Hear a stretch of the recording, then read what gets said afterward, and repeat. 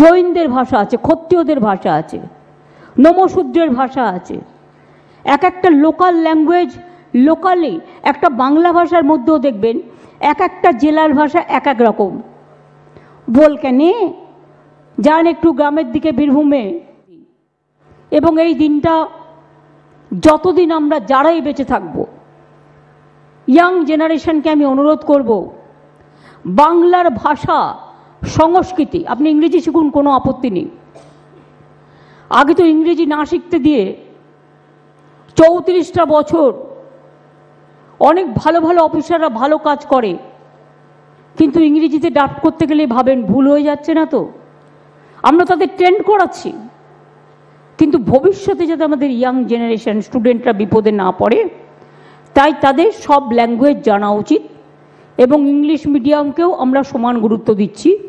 এই কারণে নিজের ভাষাও বলবো, অন্য ভাষাও বলবো, অন্য ধর্মকেও সম্মান করব, সব মানুষকে সম্মান করব। আমরা আধারে বিশ্বাস করি না। আধার কার্ড নিয়ে যে জঘন্য চক্রান্ত হলো, চক্রান্তটা আমরা রুখে দিলাম।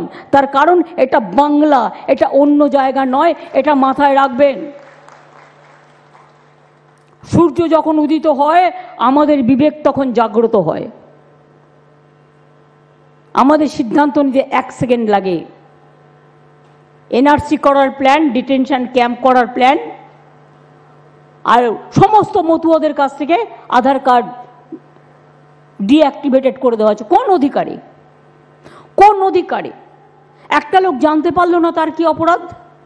তার মানে কি প্রথমে আমি কাটলাম, তার মানে সে ফরেনার হয়ে গেল। এবার কেন কাটলাম? না তো সে ফরেনার। তারপরে 5 বছর বাদে তাকে শুনতে হবে সে ফরেনার ফরেনার ফরেনার। তারপরে ভাবে একটা কার্ড দিয়ে দেবো। এটা রাজনীতির খেলা, ভোটের খেলা।